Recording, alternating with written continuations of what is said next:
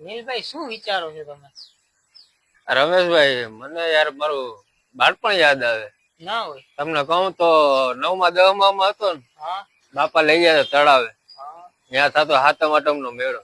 બરાબર તમને કહું તો ત્યાં ત્યારે શૂઝ મળતા, હા એવા બૂટ કે આમ જમીન ઉપર પગ રાખો ને તો પાછળથી લાઈટ થાય લાલ. બરાબર હા એવા આવતા.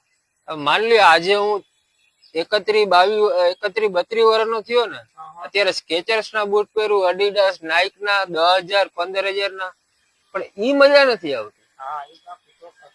અને હજી તમને કહું તો સ્કૂલે છૂટીને જતો ને હા કારખાને, એટલે પપ્પાને કહું પપ્પા સોસિયો પીવી જાય, એટલે એમ કે જા બાજુની દુકાનમાં. પપ્પા પૈસા? તું જા નામ દેજે. એટલે એમ કહું સોસિયો બી આપો. કોનો છોકરો? કિશોરભાઈ નો.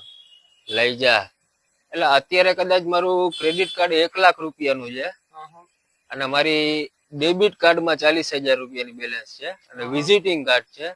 પણ જે બાપનો જે અવાજ હતો ને કે જા મળી જશે, આખા ધણસેરીમાં તારું ખાતું હાલે છે, આખા ગામમાં ખાતું હાલે, જ્યાં કિશોરભાઈ નામ દે છે, એ જે નામનો જે પ્રભાવ હતો ને, એ ક્રેડિટ કાર્ડ ડેબિટ કાર્ડ એમાં નથી હો.